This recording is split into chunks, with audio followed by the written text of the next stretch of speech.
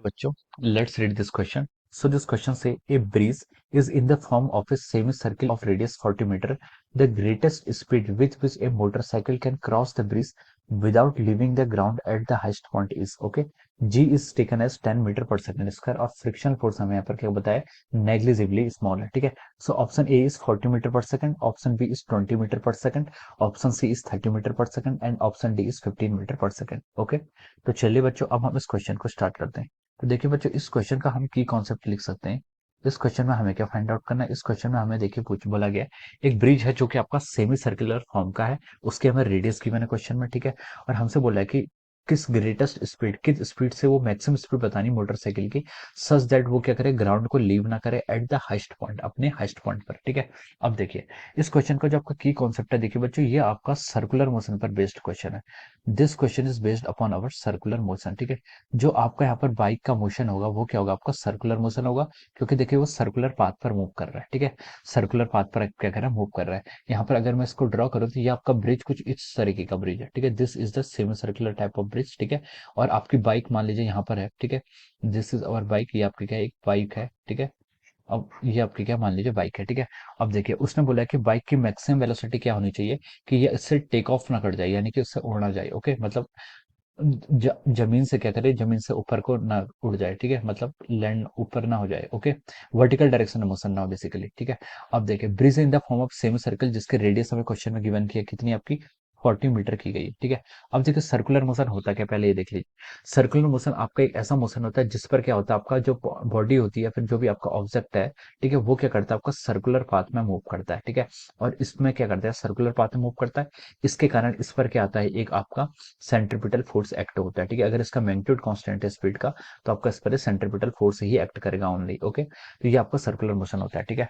अब देखिए रेडियस आपको कितनी 40 मीटर दी हुई है सेमी सर्कल की. ठीक है. हमें यहाँ पर क्या बता रहे हैं, वी मैक्सिमम की वैल्यू फाइंड आउट करनी है. We have to find out the greatest speed. ठीक है. Such that without leaving the ground at the highest point. ठीक है. अब ये हमें कॉन्सेप्ट लगाना है. तो देखिए चलो बच्चों, अब हम इस क्वेश्चन की यहाँ पर एफबीडी बनाते हैं. ठीक है. ये इस मान लीजिए इस जो बाइक है, बाइक का मास क्या है, एम है, तो इस पर एक डाउनवर्ड डायरेक्शन फोर्स लगेगा एम जी. ठीक है. M G downward direction force लगेगा. ठीक है. और एक दूसरा फोर्स भी लगेगा, अगर सेंट्रीपिटल एक्सेलरेशन से यानी कि सर्कुलर मोशन कर रहा है, तो उस पर इनवर्ड डायरेक्शन में आपको एक सेंट्रीपिटल फोर्स भी लगेगा M V square by R. ठीक है. जिसका मैग्नीट्यूड कितना है, M V square by R. ठीक है. अब देखिए ये बाइक जो है वो आपका जमीन पर ही है. ठीक है. इसके लिए मतलब एम जी इसको नीचे की तरफ खींच रहा है. ठीक है. लेकिन इसको क्या कर रहा है, कोई ऐसा फोर्स है जो उसको बैलेंस कर रहा है, यानी कि the force which is exerted by this bridge on the bike is our capital N. ठीक है. जो ब्रिज बाइक पर अपवर्ड डायरेक्शन फोर्स लगा रहा है, इस फोर्स को मैंने क्या बोलते हैं, यहाँ पर नॉर्मल फोर्स बोलते हैं. ओके. तो चलिए अब हम इस क्वेश्चन को आगे इस फिगर के हिसाब से आगे सॉल्व करते हैं. ठीक है.